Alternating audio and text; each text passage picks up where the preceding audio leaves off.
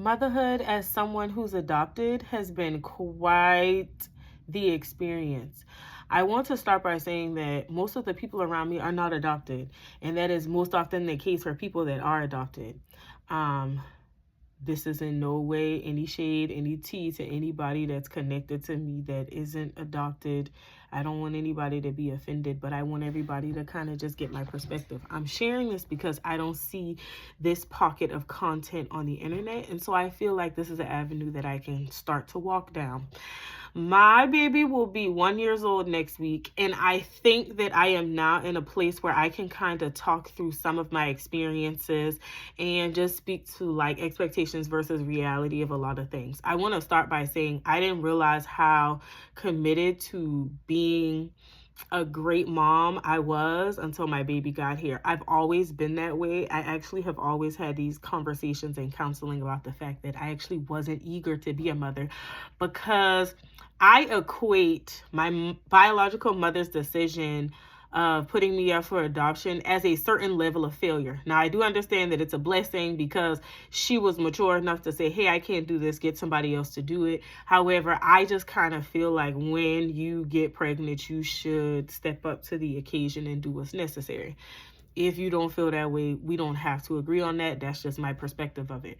And so with that in mind, I'm kind of thrown to the wolves. Thankfully, I'm adopted into an amazing family, and I have an amazing village that surrounded me, supported me, and a lot of them are still present to this day.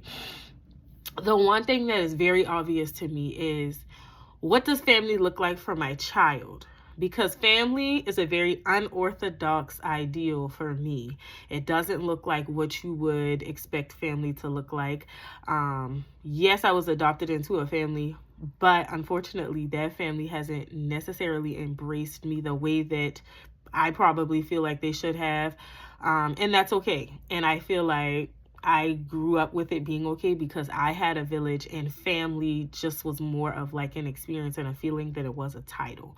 So just because somebody is my auntie, uncle, cousin doesn't necessarily mean they're my core family. Okay, let's keep that in mind.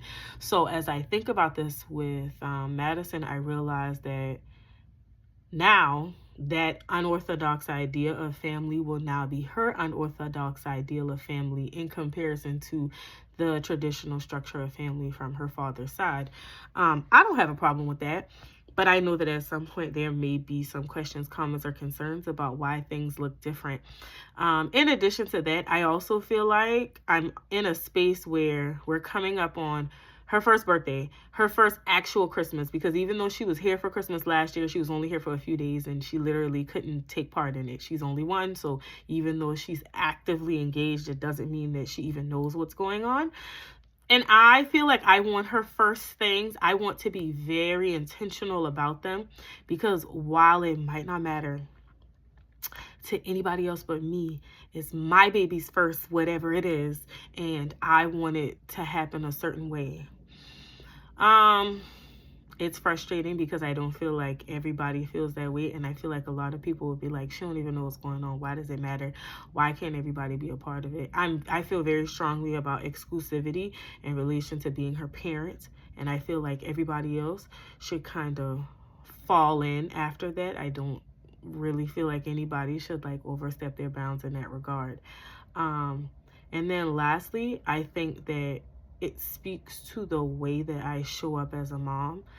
The first year of my baby's life, I have not spent a night away from my baby yet.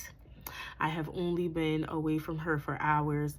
The most maybe being 12 hours. I don't even think I've ever been away from her for 12 hours. I'm going to just be completely honest. I don't think that's happened. It's a stretch for me to say that. But in 2025, I am going to put myself in a position where I'm going to be away. And not because I'm trying to punish her, but because it's good for me. I also think that because I was adopted, there are just certain things in my psyche that tell me I have to be here for this baby. I have to be that person for her, because I don't want her to ever feel like there's any reason for like detachment. There's any reason for her to feel left alone. There's any reason for her to feel like her mama don't care about her. And not saying that I necessarily felt that way, but when you're adopted, you go through this phase of life where you are like questioning whether there was anything about you in that moment that made it easier for your biological mother to make that decision. Now, granted, I was a baby, so it wasn't a whole lot outside of probably she just couldn't take care of me.